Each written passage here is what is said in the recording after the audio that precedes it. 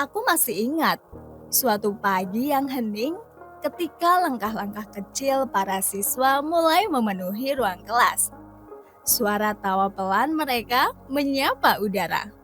Namun di balik keriuhan itu selalu ada wajah-wajah yang diam.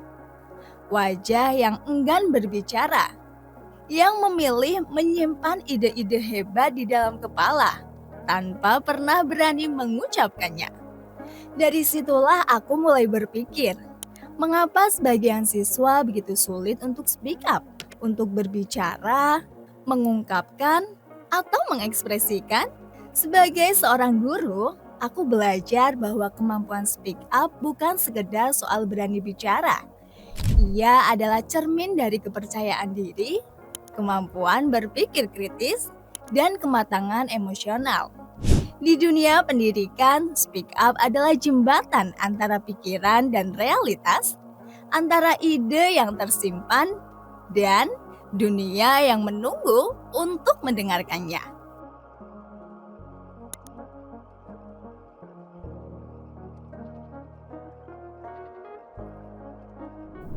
Bertahun-tahun aku mengajar, dan satu pola yang selalu muncul adalah kecenderungan siswa untuk diam.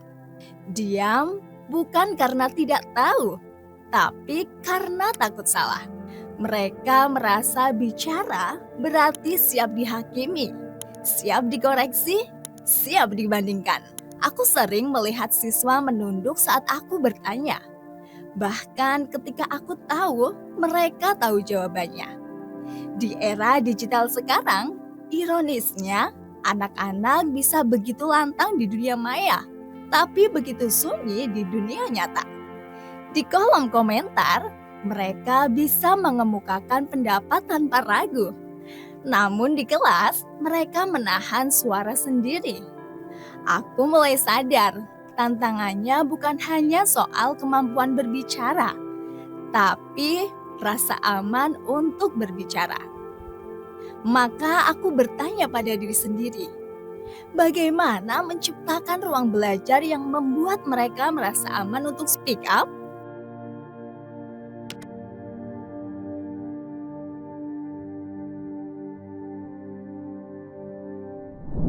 Langkah pertama yang kulakukan adalah mengubah cara pandangku sebagai guru.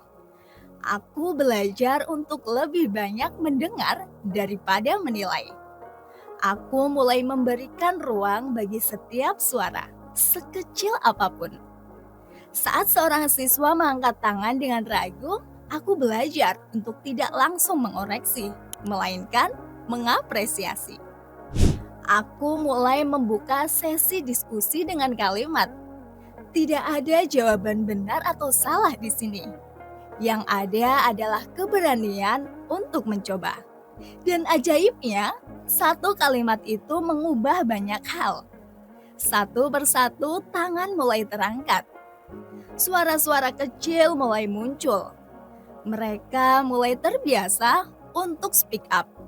Bukan karena yakin benar, tapi karena tahu bahwa mereka dihargai.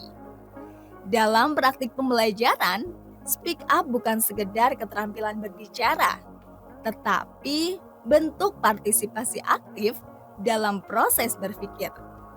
Saat siswa berani mengungkapkan ide, mereka sebenarnya sedang belajar menyusun argumen, menimbang pendapat, dan mengasah logika.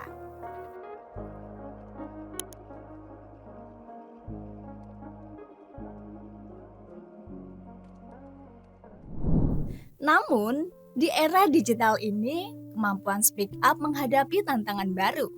Siswa kini hidup di dunia dua dimensi, antara realitas fisik dan realitas digital. Di kelas daring, mereka bisa menonaktifkan mikrofon, mematikan kamera, dan menghilang dalam diam virtual.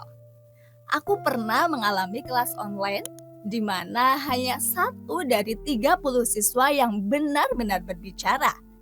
Sisanya menulis di kolom chat atau sekedar memberi emoticon. Aku tak menyalahkan mereka. Dunia digital memberi kenyamanan untuk tidak terlihat. Tapi di sisi lain, hal itu juga menumpulkan keberanian untuk bersuara langsung. Maka aku harus beradaptasi. Aku mulai memanfaatkan teknologi sebagai sarana, bukan pengganti. Misalnya, sebelum diskusi dimulai, aku meminta mereka menulis pendapatnya di Padlet atau Google Form, lalu membacakan beberapa pendapat di kelas untuk didiskusikan bersama. Dari sana, aku memilih beberapa siswa untuk menanggapi cara lisan. Cara ini membuat mereka merasa aman karena sudah memiliki pegangan atas apa yang akan diucapkan. Perlahan, keheningan digital itu mulai mencair.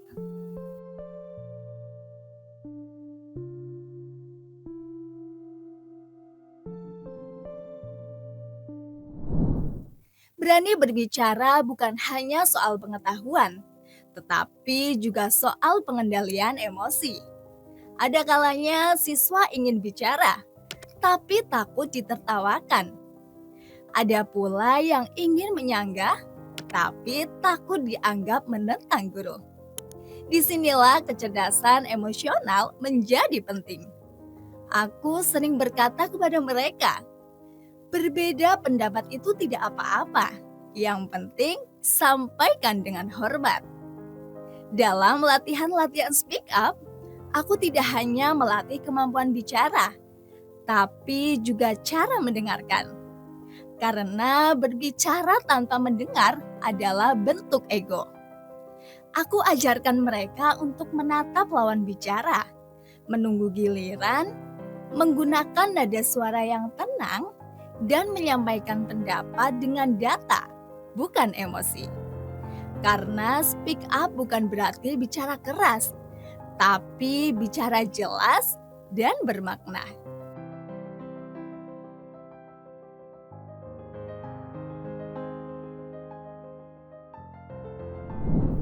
Ada satu momen yang sangat kuingat. Seorang siswa bernama Rani, gadis pendiam yang selama berbulan-bulan tidak pernah berbicara di depan kelas. Suatu hari, aku memberi tugas presentasi kelompok. Awalnya Rani menolak, tapi teman-temannya meyakinkan bahwa ia mampu. Hari itu dengan tangan sedikit gemetar, ia maju ke depan. Selamat pagi, saya akan menjelaskan tentang daur air, katanya pelan. Suara itu hampir tenggelam di antara bisik-bisik kelas. Tapi aku menatapnya dan tersenyum. Lanjutkan Rani, kami mendengarkan. Dan saat itulah sesuatu berubah. Ia mulai berbicara lebih tenang, lebih yakin. Setelah presentasi, aku memberi tepuk tangan, diikuti seluruh kelas. Wajahnya bersinar dengan rasa percaya diri yang belum pernah kulihat sebelumnya. Dari peristiwa itu aku belajar. Keberanian berbicara adalah benih yang tumbuh dari kepercayaan diri. Dan tugas guru adalah menanamkan benih itu, lalu menyiraminya dengan penghargaan.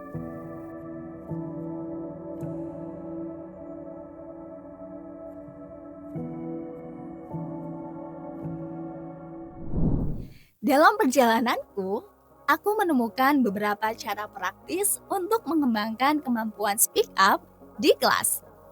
Pertama, gunakan metode diskusi terbuka. Tidak semua harus ceramah satu arah. Diskusi kelompok, debat mini, atau simulasi peran dapat membantu siswa mengekspresikan pendapatnya dengan cara alami. Kedua, bangun budaya apresiasi. Setiap siswa yang berbicara perlu mendapatkan penguatan positif, bukan hanya pujian, tapi pengakuan bahwa suaranya penting. Ketiga, gunakan teknologi untuk mendukung keberanian. Forum daring, video refleksi, atau vlog pembelajaran bisa jadi sarana awal bagi siswa yang masih canggung bicara langsung. Keempat, berikan contoh nyata. Guru juga harus speak up, mengemukakan gagasan dengan jujur dan terbuka, menjadi teladan bahwa berbicara dengan santun dan percaya diri adalah bagian dari proses belajar. Kelima, latih keterampilan mendengar aktif. Speak up bukan sekedar bicara. Mendengar dengan empati juga bagian dari komunikasi efektif. Dan yang terakhir, ciptakan tantangan ringan. Misalnya, setiap akhir pelajaran, satu siswa diminta menyimpulkan pembelajaran hari itu dengan bahasanya sendiri. Ini melatih spontanitas dan kejelasan berpikir.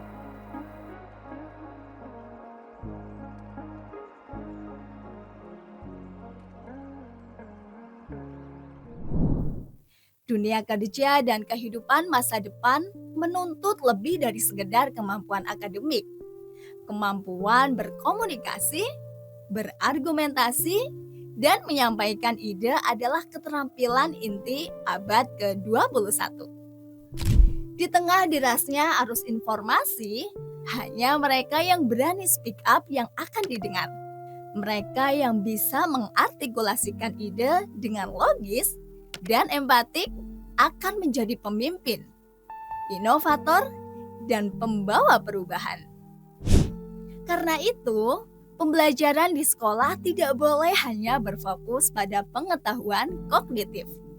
Ia harus menjadi laboratorium komunikasi, tempat siswa belajar untuk berbicara dengan pikiran terbuka, mendengar dengan hati, dan menghargai perbedaan.